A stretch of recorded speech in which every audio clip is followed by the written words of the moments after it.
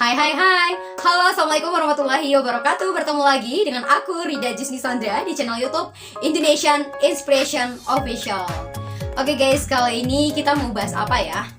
Ada yang tahu nggak? Nah, kasih bocoran ya. Nah, pada kesempatan kali ini aku mau bahas tentang seputar education dan inspiration. Nah, teman-teman udah pada tahu nggak sih apa bakat?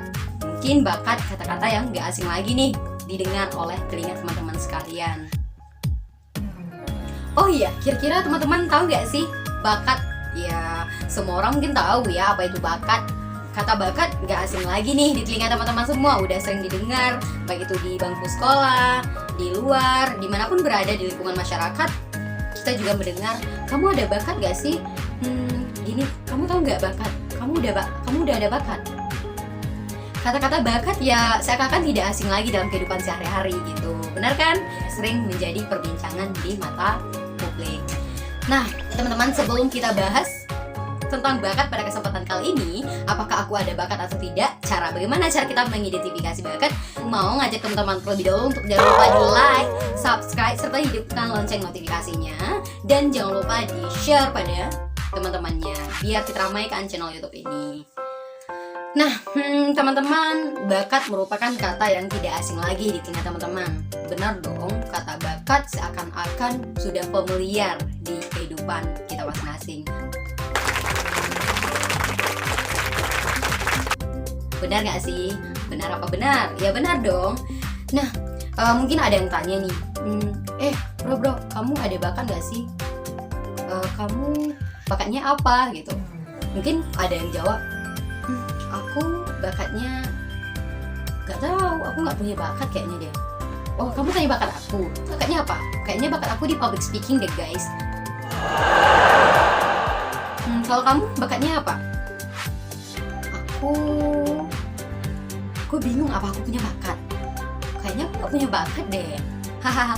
Atau jangan-jangan bakat kamu masih bilang tuh tetangga sebelah.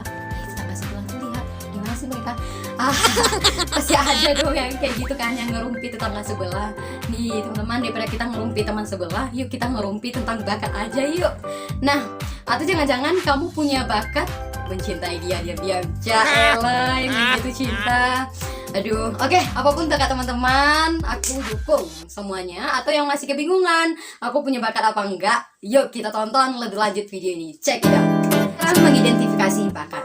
Nah, sebelum kita identifikasi apakah aku punya bakat apa enggaknya, kita harus tahu dulu tuh pengertian atau definisi dari bakat. Mungkin kata-kata bakat memang familiar ya dalam kehidupan sehari-hari kita, karena itu sering kita dengarkan gitu.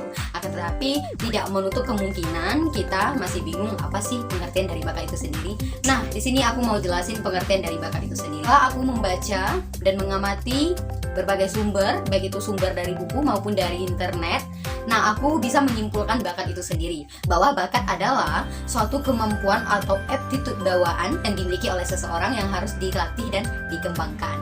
Nah, kira-kira mulai dari ini teman-teman udah tahu kan bakat itu, bahwa bakat itu adalah kemampuan atau aptitude yang harus kita kembangkan dan harus kita latih biar dia menjadi sesuatu yang berbakat. Nah, kalau kita udah tahu apa itu pengertian bakat, tentunya dong kita harus tahu bagaimana cara mengidentifikasi apakah aku ada bakat atau tidak, di bidang mana bakat aku.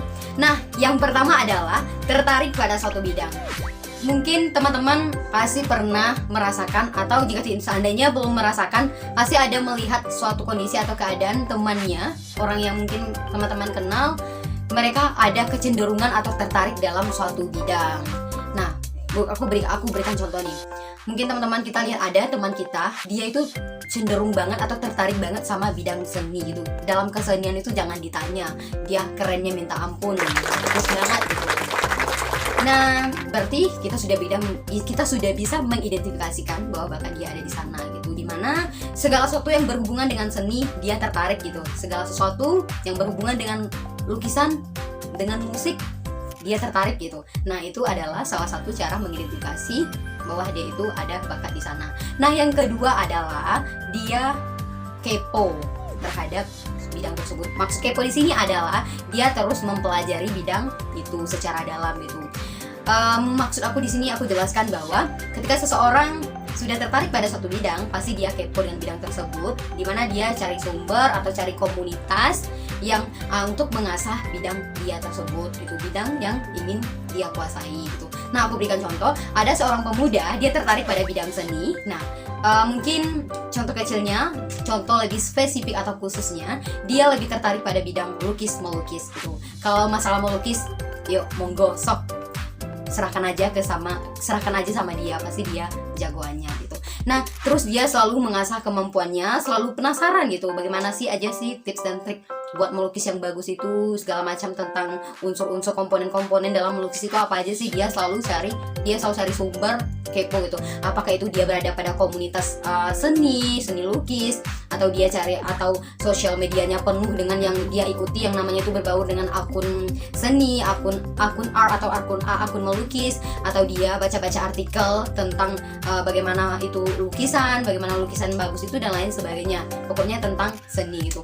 Nah, berarti dia menandakan bahwa dia ada kecenderungan atau tertarik untuk mempelajari lebih dalam suatu bidang tersebut. Nah, yang ketiga adalah dia menikmati bidang tersebut.